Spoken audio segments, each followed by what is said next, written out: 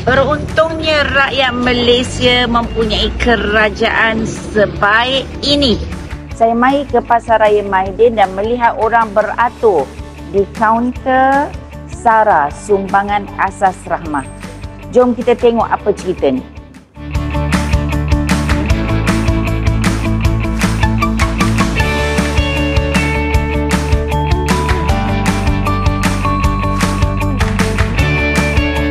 Saya masuk ke dalam, rupanya banyak sangat barangan yang di-tag dengan Sumbangan Asas Rahmah.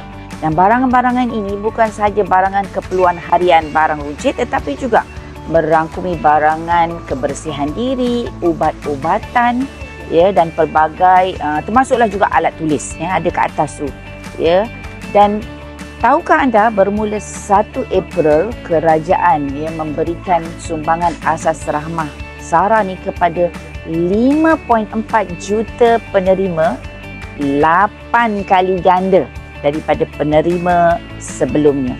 Dan sumbangan ini dimasukkan terus ke dalam MyCard dan boleh dibeli, ya, di 3,500 premis di seluruh negara. Sumbangan Asas Rahmah ni adalah satu inisiatif kerajaan untuk memberikan bantuan secara langsung kepada rakyat kita yang kesusahan dalam membeli barang-barang keperluan asas. Ya, tujuan dia adalah selain daripada sumbangan tunai rahmah, ini adalah juga satu bantuan langsung kepada rakyat kita yang kesusahan untuk menampung kos sara hidup.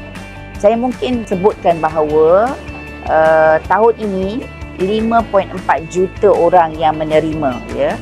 Jadi 5.4 juta ni 700,000 adalah penerima sebelum ini, ya, yang berdaftar dalam e-Kasih.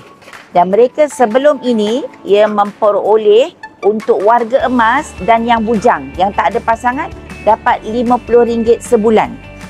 Dan bagi isi rumah yang ada keluarga, mereka dapat RM100 sebulan.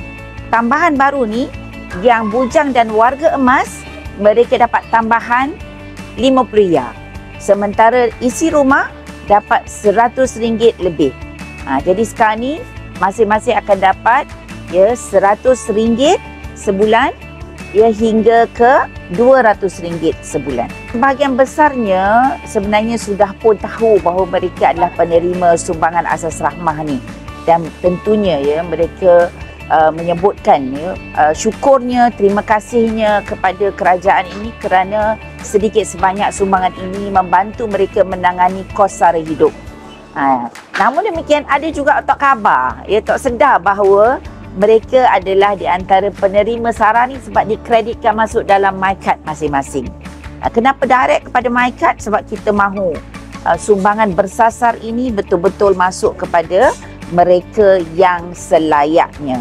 Ya, ramai yang sebut kepada saya juga, kenapa saya tak boleh dan sebagainya. Satu, saya menyeru kepada semua di luar sana yang rasa mereka layak tapi tak dapat, sila update atau kemaskini maklumat di website LHDN. Jadi marilah kita doakan, ya, Kerajaan Perpaduan Madani di bawah pimpinan yang amat berhormat Perdana Menteri kita Datuk Seri Anwar Ibrahim dan pasukannya terus diberi ilham. Marilah kita doakan kerajaan ini terus stabil supaya pelabur luar, pelabur dalam negeri juga mahu masuk melabur.